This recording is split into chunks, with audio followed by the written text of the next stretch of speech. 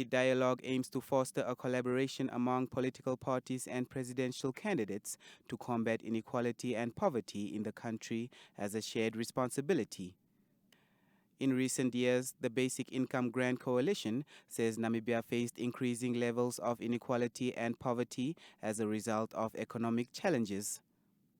The coalition says there is an urgency for innovative policies to address these issues. Since its inception, we have dedicated ourselves to championing the rights of all Namibians, particularly those who are vulnerable and marginalized.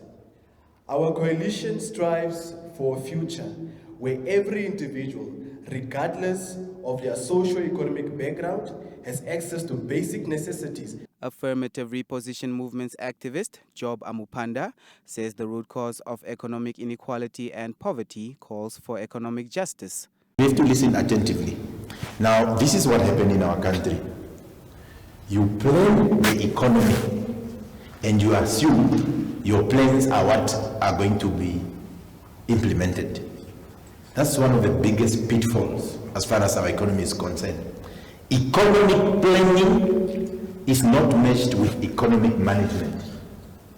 The Republican Party's executive secretary, Visto Sabisa, says the country's resources are misprioritized. As a democracy of all 34 years, we as Namibians have been in a position where policies were made not in the interest of growing the economy, but policies were made in the interest of lining the fat cats.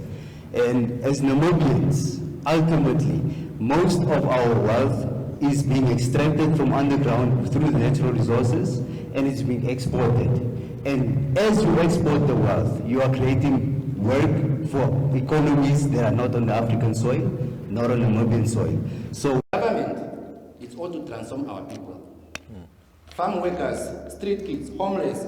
So we can't have people who are surviving on the necessity of Good Samaritan, whereby people are suffering. I think to transform society, this is some of the questions that we must understand and frame our program into really drastically elevating and helping our people to change the condition of our people.